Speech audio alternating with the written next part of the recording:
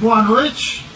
Hoje, dia 8 de outubro de 2013, estou aqui representando um grupo de estudos filosóficos voltado para a parte espiritualista, Grupo Espírita Formigueiro, um grupo que há mais de 5 anos vem estudando profundamente as buscas de entendimento da verdadeira e eterna existência do nosso ser.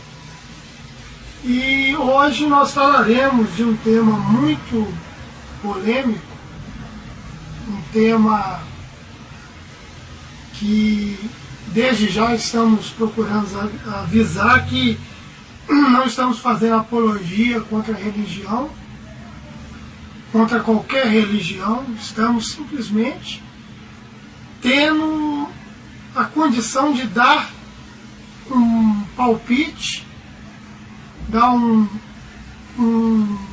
nova faceta para falar sobre religião. E o nosso tema é religião, por quê e para quê? Religião, no conceito popular, é uma instituição em que visa trazer uma revelação que, na maioria das vezes, promete o paraíso, promete prêmios para um bom comportamento, ou então o inferno, o Hades, né, para o mau comportamento. Basicamente, em todas as religiões humanas, sempre tem esse dualismo, sempre tem essas duas facetas, né, para oferecer ao indivíduo que procura, na maioria das vezes, pelo medo, pelo desespero, pela ignorância. Então, quer dizer, pela nossa visão da religião, por que o ser humano sempre procurou a religião? E se fôssemos remontar aí de épocas remotas aí, vamos ver que a primeira questão que nos leva à religião é o medo. O medo porque ele é filho da nossa ignorância. Só tem medo, no sentido literal da palavra, aquele que tem como a mãe a ignorância. Enquanto formos ignorantes, ficaremos com medo. E a religião, popularmente falando, ela nos oferece aí um conforto, um certo tipo de conforto. Nós podemos ver que as grandes guerras da humanidade, elas foram geradas através da religião e, abrindo um parênteses, da política também. A política e a religião sempre foram duas parceiras para programar, para promover as grandes guerras que nós tivemos de todos os tempos aí.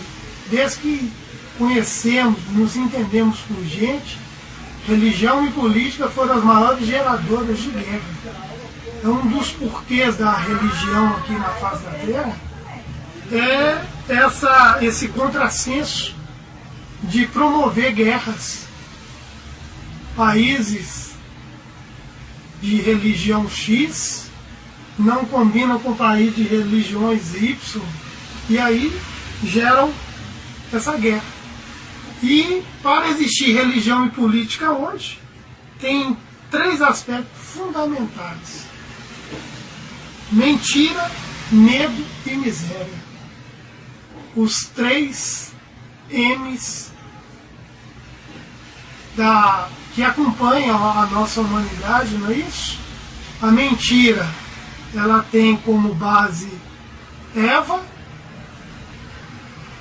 O medo, Caim, e a miséria Adão. Nós temos esse mito Adão e Eva, né? Onde geraram Caim e Abel, e através da mentira de Abel,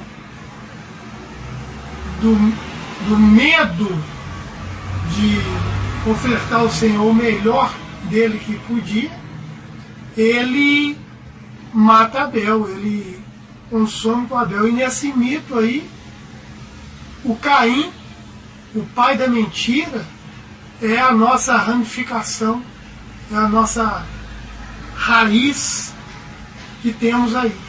Tanto que Jesus falava que nós temos por pai o diabo, o pai da mentira. Correto? Então, religião para quê? Precisamos da religião nesses três sentidos para um campo de fuga e, dentro da psicologia, uma projeção, uma fuga para essa angústia que sentimos devido à ignorância que nos cerca. E que, na maioria das vezes, nós não queremos sair dela. É muito confortável projetar num líder religioso, num padre, num pastor, num babalorixá, num Dalai Lama, num guia espiritual, ele fazer o trabalho de libertação que tem que ser feito por nós. Quando Jesus, que, diga-se de passagem, não fundou nenhuma religião,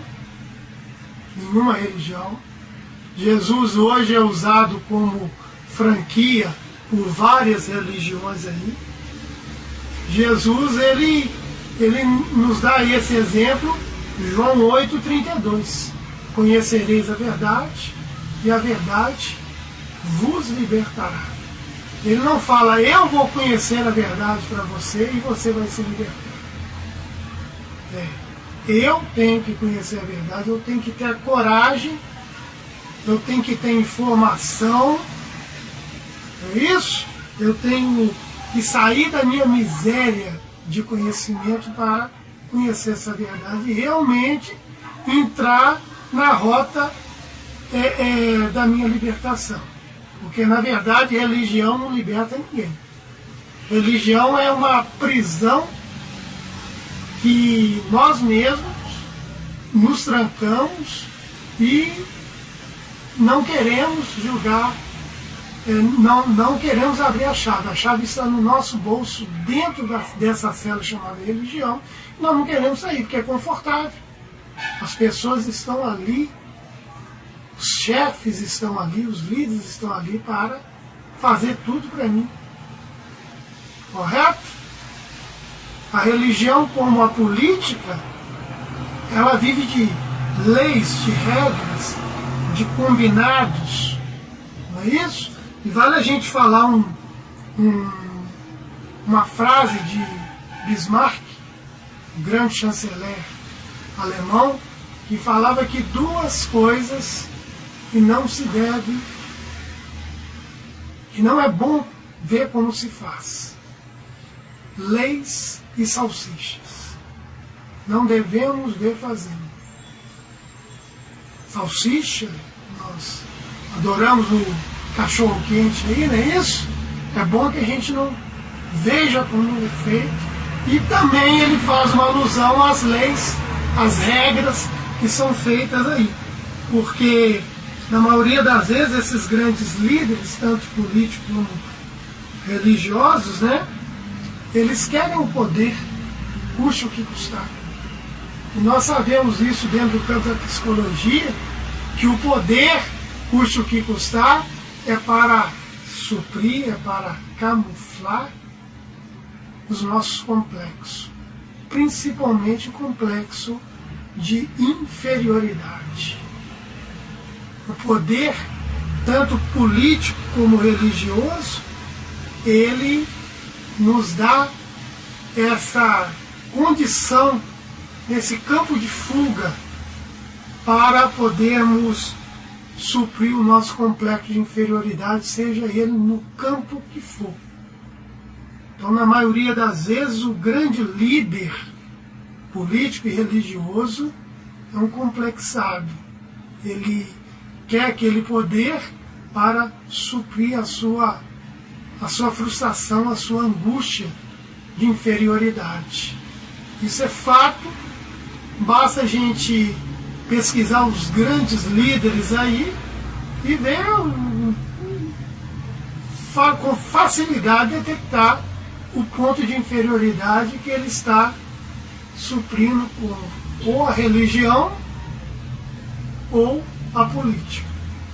Porque o verdadeiro líder, como dizia o William James, o grande pensador, filósofo, psiquiatra, ele falava que o verdadeiro e grande líder é aquele indivíduo que, graças à sua personalidade, comanda um grupo, uma equipe, pessoas que sabem o que estão fazendo.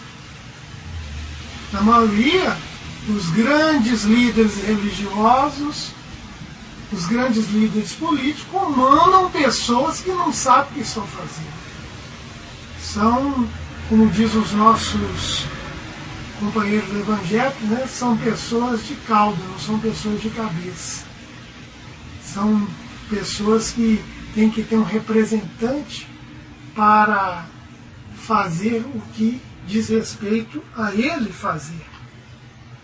A verdadeira religião, ela está no abstrato, ela não está no concreto. Jesus nos deu a prova disso em, por exemplo, a parábola do filho pródigo. A parábola do filho pródigo mostra a nossa volta à casa do Pai depois da frustração do abuso do livre-arbítrio e da nossa grande queda aqui no orbe terrestre, onde nos denuncia na nossa fragilidade e falta de evolução, onde dividimos com as feras a nossa pseudo-evolução. Nós achamos que evoluir é ter acesso à tecnologia avançada, mas não vemos que ela é um engodo onde nos induz ao consumismo, ao abuso do uso, e ficamos presos num ciclo vicioso, onde Jesus nos ensinou que a verdadeira libertação é no campo do oculto, do anonimato, onde ele mostra isso em Mateus 6, versículos de 1 a 4, para quem quiser conferir ali. Para que o grande galardão será dado àquele que fizer as grandes obras diante do Pai, não diante dos homens, onde nós vamos perder todo esse encanto, porque diante dos homens, na verdade, ele está falando uma alusão ao nosso ego. O nosso ego quer troféu, quer prêmio Nobel, o nosso ego quer palanque, o nosso ego quer santificação, o nosso ego quer destaque, o nosso ego quer rótulo. Então, como o grande pensador brasileiro, né, Humberto Holden, fala que o ego enquanto senhor, ele é o pior que há, mas como servidor é o melhor. Isso faz valer o que Jesus falava. Quer ser o maior no reino de Deus, que seja vosso servo. Quer ser o melhor, que seja vosso escravo. Ele nos fala isso para fazermos essa referência ao nosso ego. Nosso ego tem que ser o nosso servidor, tem que ser o nosso escravo. Enquanto o ego estiver de linha de frente, estaremos aí criando novas religiões, compactuando com novas religiões, estaremos defendendo religiões onde essa religião é um campo de fuga para a humanidade. É como se fosse um time de futebol, onde vestimos a camisa e queremos mostrar que o nosso time é melhor que o outro.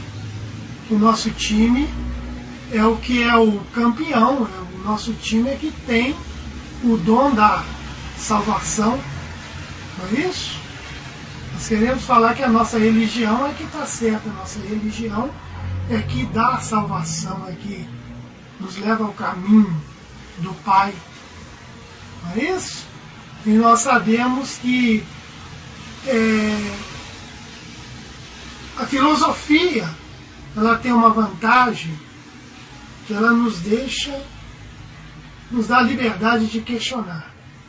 A interrogação é o ponto fundamental da filosofia, onde que na doutrina dos espíritos, Kardec, intuído pelo Espírito de Verdade, ou por João Batista, para quem não sabe, ele traz uma informação muito interessante para todos nós. É isso? Que a doutrina dos espíritos ela é uma filosofia com bases científicas e consequência ético-moral. Então, quer dizer, o tríplice aspecto defendido pela doutrina dos espíritas coloca ciência, filosofia e religião. Mas se, para quem estuda realmente, para quem questiona essa parte filosófica, a doutrina dos espíritos, a grande codificação de Allan Kardec, ela é uma filosofia com bases científicas e consequência ético-religiosa. Ético-moral, não ético-religioso.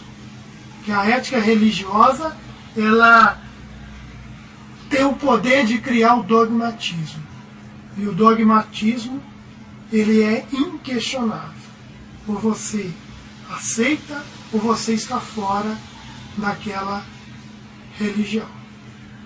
Correto? Então,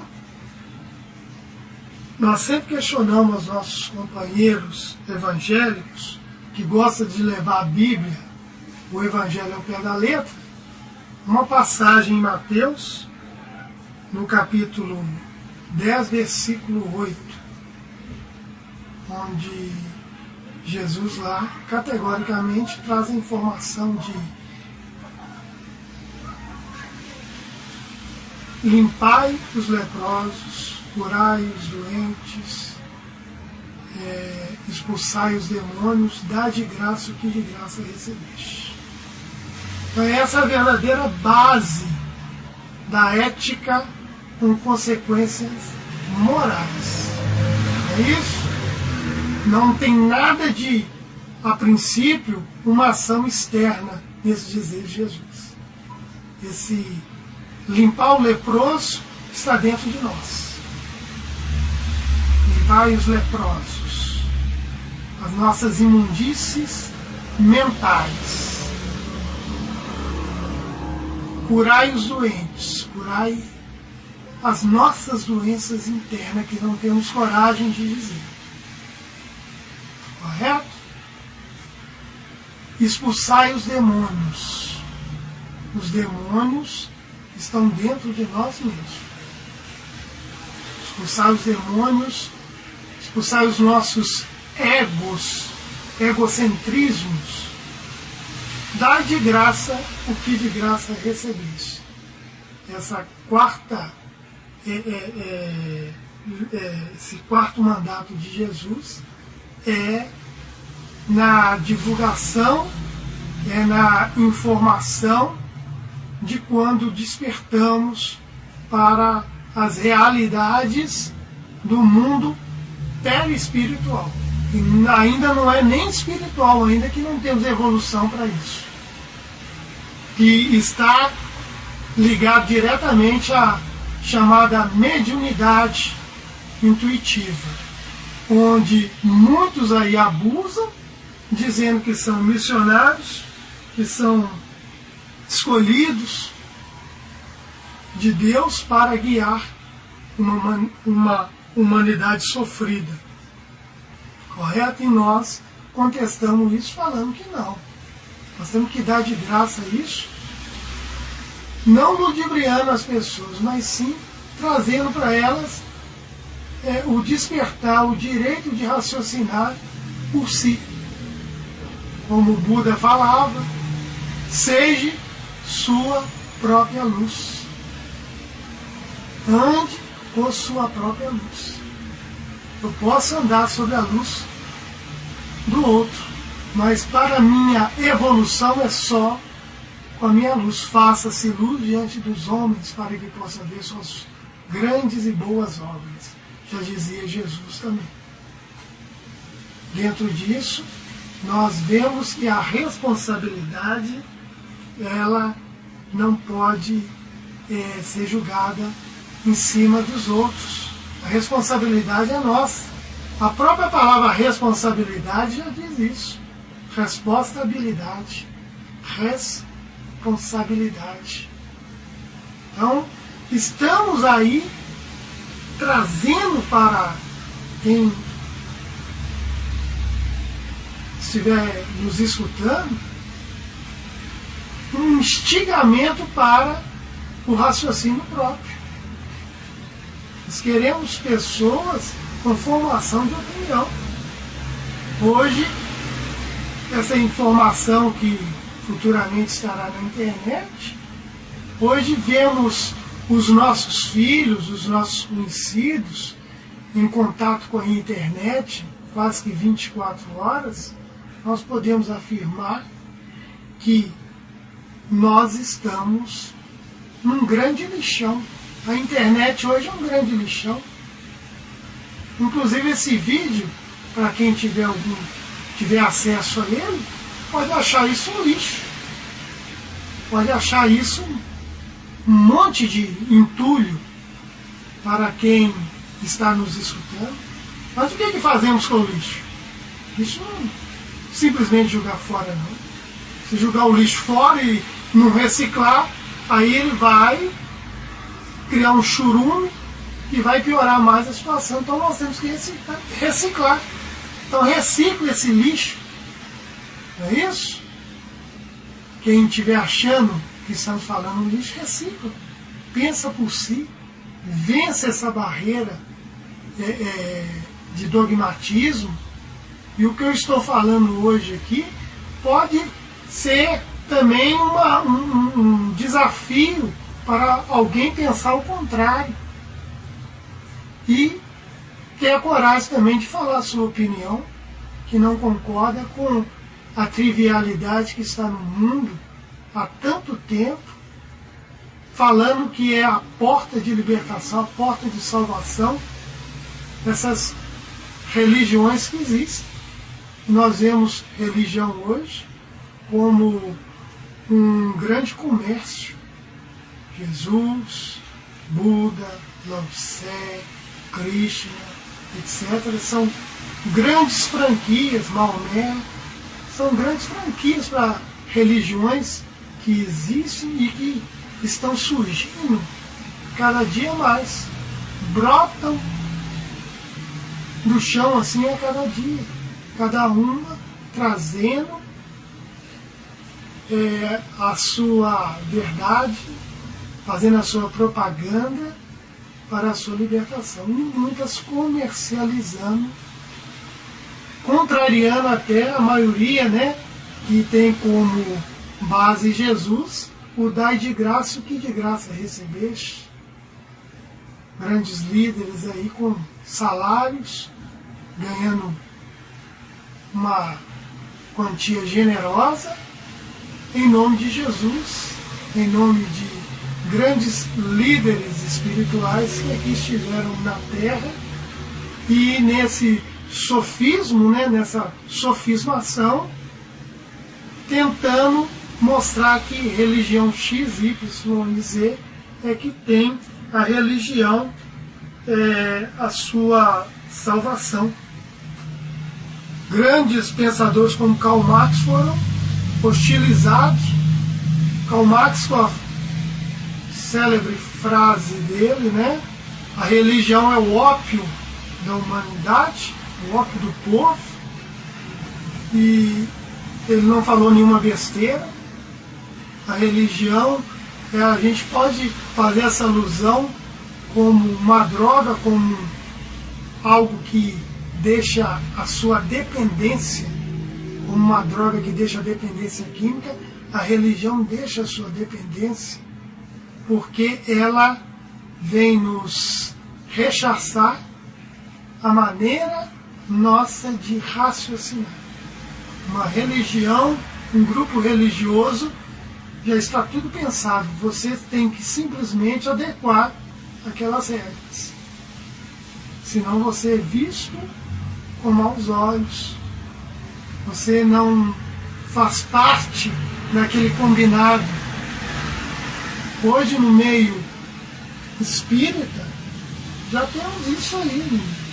A maioria das casas espíritas já tem regras, já tem dogmas ali para serem cumpridos. Você não pode contestar Kardec, você não pode contestar um expositor de nome, porque você estará sendo um herege. Aquele herege antigo lá da época de Jesus está em voga aí novamente, quando você tem a sua opinião, tem um outro modo de pensar, de ver, que o ser humano, ele é um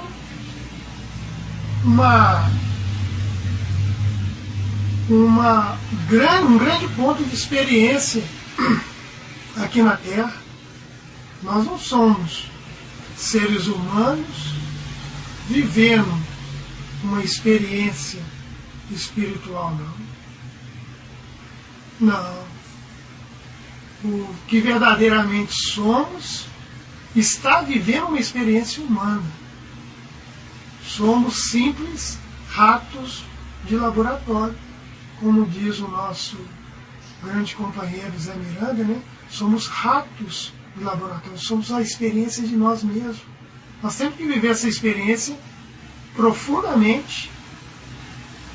Nós temos o direito, nós não podemos viver a experiência com base no outro, não. Nós temos o direito de experimentar, de questionar, de pensar, de experimentar. Nós não podemos ficar presos ao pensar do outro. O outro é um campo de informação. Com esse conhecimento, eu vou raciocinar, e se o companheiro pensou errado, à noite eu tenho que rezar e agradecer. Pedir a Deus por ele, que ele me ensinou mais uma coisa errada que não se deve ser feita. Então, quer dizer, ou eu aprendo sofrendo na pele, ou eu aprendo vendo a pele do outro sofrer. Sempre teremos aí essas duas facetas. Então, tomei a decisão de aprender mais vendo a pele do outro sofrer. Já que tem tantas peles aí sofrendo, né? Eu estou hoje aprendendo mais vendo a pele dos outros sofrer. Eu não quero sofrer na pele, responsabilizar com o outro, querer tomar frente, falar que eu sou o grande conhecedor, que eu fui escolhido, que houve uma revelação e que eu, a partir daquele momento, eu estou com a verdade, eu vou guiar aquele rebanho, aquele grupo, aquela equipe, e eles têm que me seguir, não. Cada um tem a condição de seguir o seu caminho próprio. Cada um tem a condição de seguir a sua própria trajetória. Eu só tenho experiência com os erros. Eu não tenho experiência com o conhecimento do outro, não. conhecimento do outro pode ser uma grande armadilha, pode ser uma grande casca de banana para mim. Eu tenho o direito de questionar, eu tenho que ter juízos ali diante do que me falam. Eu tenho o direito de questionar. Grande frase de Sócrates, né? Ignorância. 2 pontos. Falta de dúvida. Então a dúvida é a nossa grande mola para, se quisermos evoluir. E só existe um ponto para evoluir em nós, a nossa consciência. Não existe outra evolução a não ser a evolução da nossa consciência, esse grande chip divino que cada um tem e cada um tem que desenvolver por si. Eu não posso desenvolver o do meu próximo. Ele tem que desenvolver. Isso é tarefa dele. Isso é um problema dele. Isso vai ser um mérito dele. Ele tem o direito de seguir, eu tenho o direito de seguir o meu caminho. Então, religião, por quê e para quê? Por que eu quero ficar no comodismo? Para quê? Alguém acha que é o salvador da pátria. Esses 2 aspectos da religião, que pode ser desenvolvido por mais tempo, não é isso? Ele traz à tona a grande fuga que o ser humano sempre teve, desde a época mais remota da consciência do homem por si mesmo. A religião é marcante. A religião é como uma novalgina, onde ameniza a dor de cabeça naquele momento, mas não combate a verdadeira causa. Acabou o efeito da novalgina, vamos ter que tomar outro e outro. E podemos aí cair na dependência química dela e nunca solucionar a grande causa. Por quê? Porque estamos fugindo da nossa responsabilidade evolutiva. E a religião é o grande entrave, é o grande ópio do povo.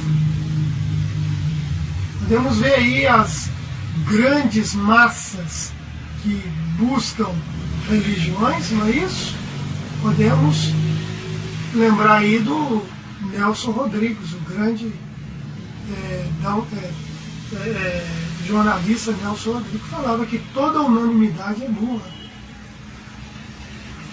As próprias parábolas de Jesus mostram que 99 ovelhas ficaram no deserto, uma só saiu e subiu aos montes. E o bom pastor vai atrás daquela ovelha desgarrada, e 99 fica no deserto. Então, quer dizer, naquele dia em que ele busca a ovelha desgarrada, ele vai e fala que aquela estava perdida e foi encontrada, estava morta e revivida. E as outras 99 se acham salvas. Não é isso? Nessa parábola aí, em síntese, mostra que o imediatismo, o comodismo, é o grande entrave da humanidade. E ele é gerado, uma das instituições aqui na Terra que gera esse comodismo, esse imediatismo, é a religião. E abrindo um parêntese para a sua companheira chamada política humana. Religião e política humana, que só existe no concreto. A verdadeira religião, a verdadeira política, ela está no abstrato, ela está no anonimato, ela é natural, ela não tem regras humanas por trás. Ela tem regras naturais que estão envolvidas, a princípio, nas leis de Deus, ou leis naturais, como no Livro dos Espíritos, questão 621, onde está escrito as leis de Deus na nossa consciência. Então, por isso nós viemos afirmar mais uma vez, se existe um ponto de evolução para qualquer para qualquer átomo aqui na Terra, é na consciência. A consciência é o grande desenvolvimento, oportunidade de desenvolvimento para a nossa evolução. Não existe outra evolução fora da consciência. A consciência é a única salvação. Com ciência. Com a ciência. Com a ciência da libertação. Com a ciência da salvação. Então, é o nosso retorno ao Éden, ao paraíso, ou, como dizia Pietro Baldi, ao sistema. Nós estamos no antissistema.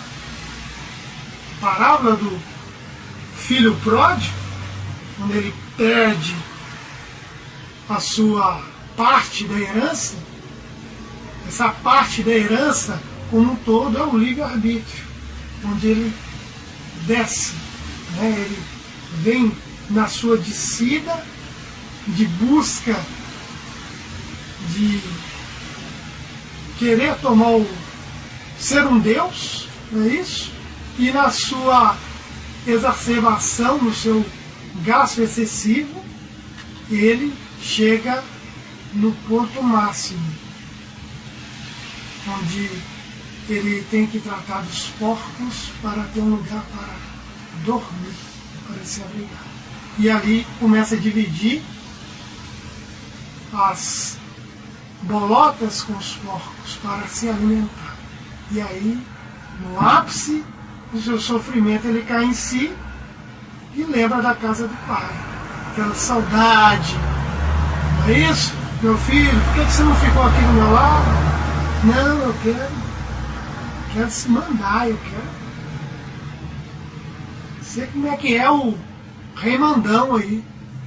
Não é isso? E aqui, um grande palco para isso, uma grande arena para isso, um grande campo para mim brincar de ser Deus, é a religião. Onde eu me nomeio ou deixo me nomear como um grande líder religioso, um avatar, um missionário, um Messias, e aí uma legião, um rebanho vem atrás de mim. Uma grande multidão me procura para que, me elegendo como o óvulo, onde a lei da espermática, mais uma vez, vem no macro, onde aqueles seguidores são os espermas querendo pegar o óvulo tão cobiçado, que é o líder ali, a salvação. É isso? Mas como Jesus falou, ao adentrar pela porta da vida, adentrai pela a porta estreita, pois a larga te leva à perdição. Então, as grandes promessas que as religiões têm aí para o paraíso, para a salvação, para o condicionamento de você se libertar, é essa porta larga. Agora, quando você acha uma porta bem estreita, é a porta que você tem que raciocinar, que você tem que queimar fosfato, que você tem que pensar por si, entendeu? Que você tem que chegar a um denominador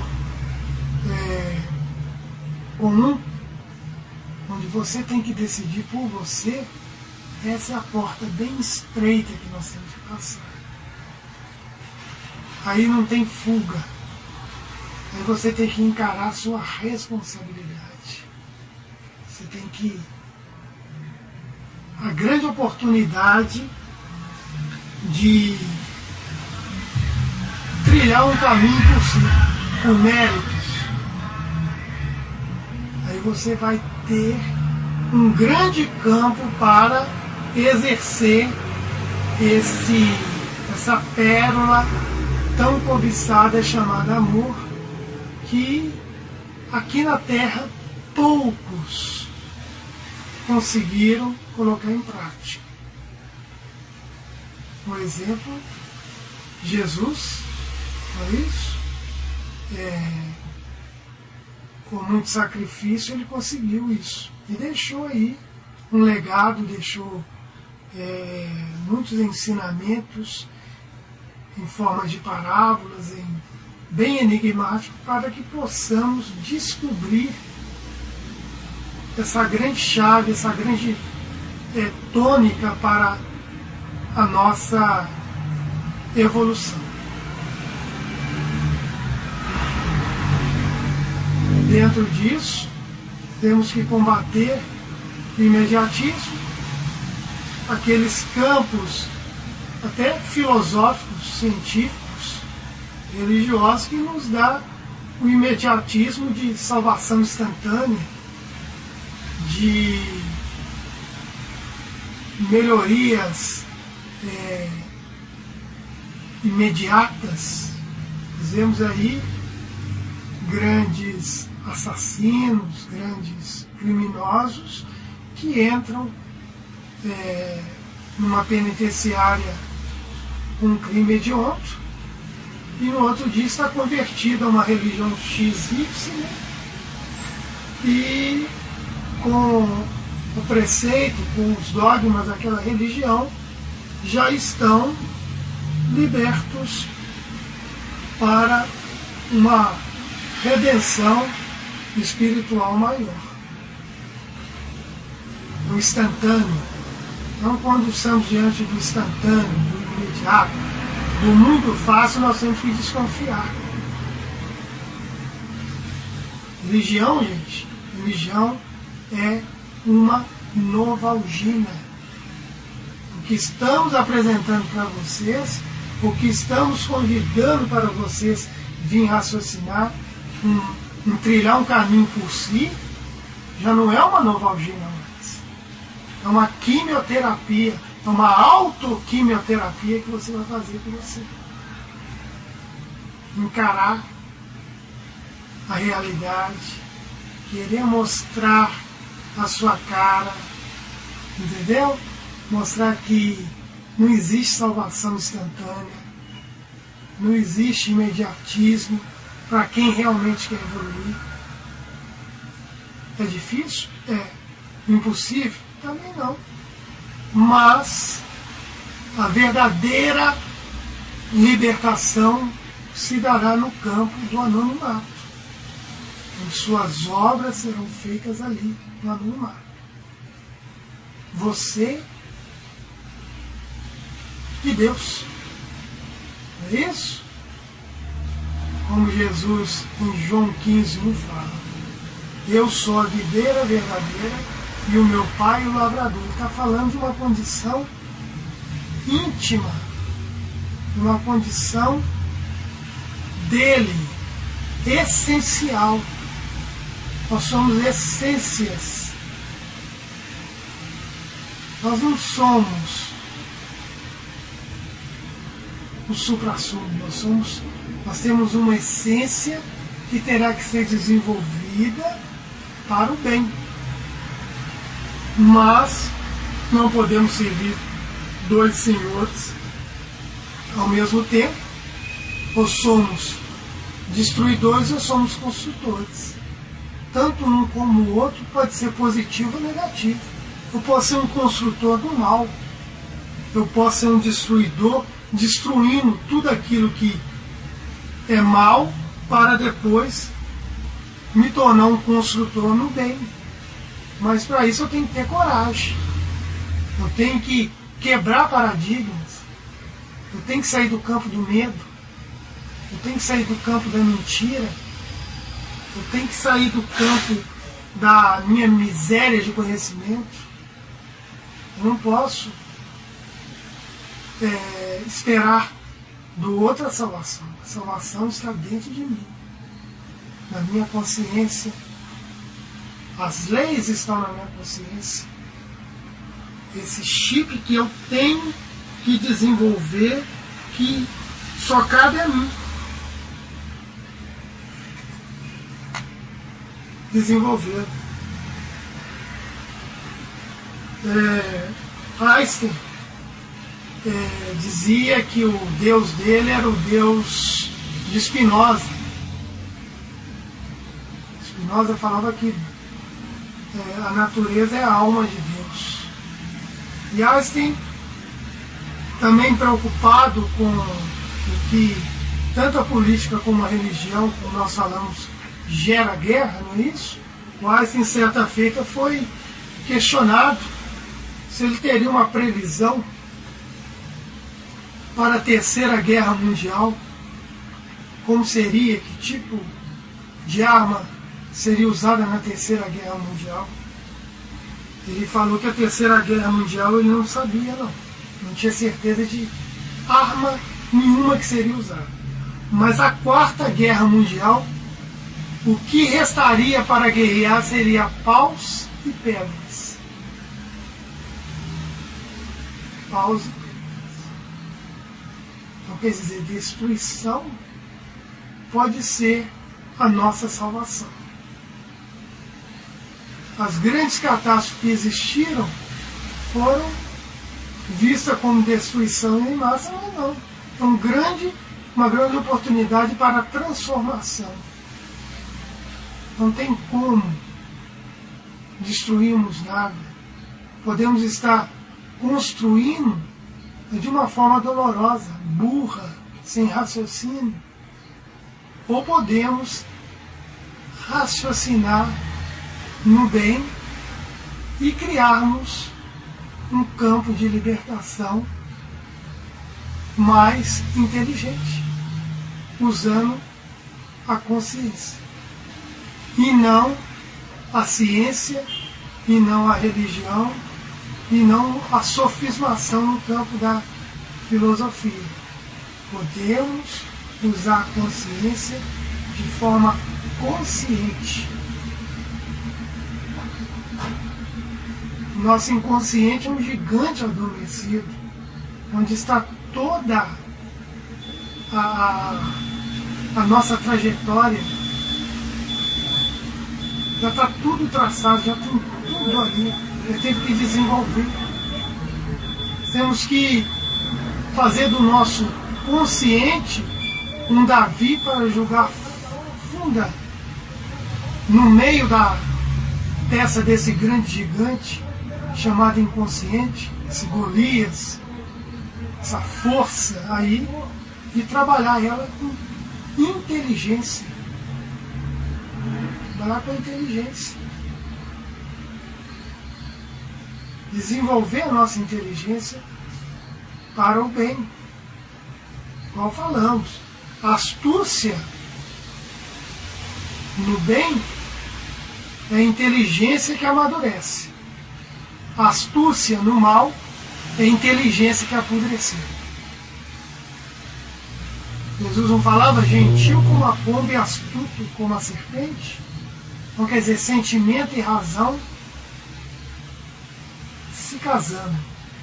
Não separeis o que Deus juntou, porque desde o início vos criou fêmea e macho, homem e mulher, sentimento e razão.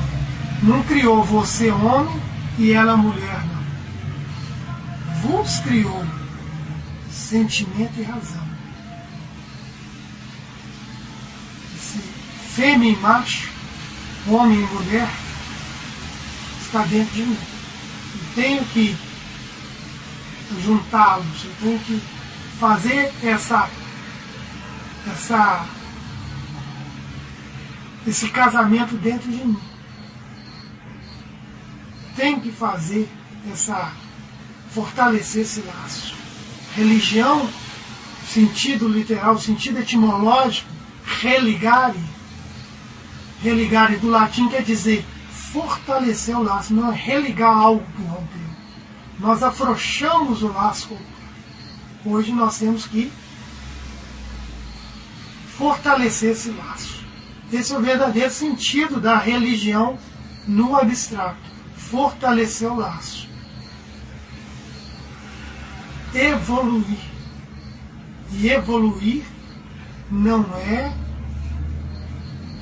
simplesmente da cesta básica, da sopa, não é dar donativos, dar dinheiro para pessoas carentes.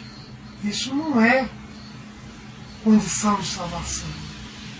Evoluir é não tirar do outro. E estamos tirando aí 24 horas. Tirando sonhos, tirando esperança, tirando ânimo. Não é isso? Estamos numa rota de fuga em que é eu e eu. E mais ninguém. Mas no anonimato, que seria o grande campo de atuação, nós não queremos atuar. Nós queremos dar esses donativos e mostrar que somos bonzinhos. E aí olhamos depois para Deus e falamos, ó, aí ó, quero retorno. Estamos barganhando com Deus. Que religião e política nos ensina é barganhar com Deus. E Deus não quer barganha.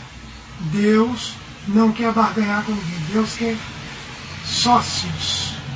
E para ser sócio dele tem que ser no anonimato. Não tem ranking, não tem prêmio Nobel, não tem destaque. Temos simplesmente nós, todas as condições para essa evolução. Nós temos que ter coragem. Correto? Como dizia o grande compositor e filósofo Raul Seixas, temos que ser uma eterna metamorfose ambulante. Porque a cada momento, se paramos com uma verdade aqui na Terra, nós já estamos criando um dogma e achamos que somos os donos da verdade. E é nesse campo que nós nos perdemos. É nesse campo que criamos o grande jugo para nós e para o próximo. Não julgueis para que não sejam julgados. Quer dizer, o jugo não é sentenciar, é aquele instrumento de escravizar o outro. Quando nós impomos a nossa verdade, estamos colocando esse jugo no outro. Então, tudo que eu disse aqui hoje não é nenhuma verdade absoluta, é algo a ser questionado, é algo para ser instigado, para ser raciocinado se vale a pena. Como eu falei no início, esse nosso trabalho está sendo divulgado na internet, no Grupo Formigueiro, e se alguém achar que é um lixo, como toda a internet para mim é um grande lixão, e nós temos o poder de ter o discernimento de aceitar, de reciclar o que está lá, como todo lixão, tem essa energia para ser reciclada. Isso que eu estou falando hoje também, quem achar um lixo, recicla. Ouça e observe a tudo, retenha o que for do bem. Está lá em Tessalonicenses, onde Paulo de Tarso traz essa informação para a gente. Não desprezei as profecias, os profetas, retenha o que for do bem, questione se é bom, se é útil, se é verdadeiro. Os 3 livros de Sócrates, é bom, é útil, é verdadeiro. Se não é bom, se não é útil, se é verdadeiro, descarte. Então essa é a nossa mensagem aí, onde estamos procurando uma rota de novos questionamentos, de novas visões, e temos certeza que amanhã terão outros vindo com novas facetas, com novas visões aí, para vermos esse grande entrave da humanidade, né, que é a religião humana, que é a religião no concreto, que é esse templo de pedra que nos apoquenta, que nos entrava, e dentro desse nosso questionar, desse nosso pensar, deixamos aí essa oportunidade para que todos possam questionar o que realmente vale a pena, o que realmente vai nos fazer evoluir.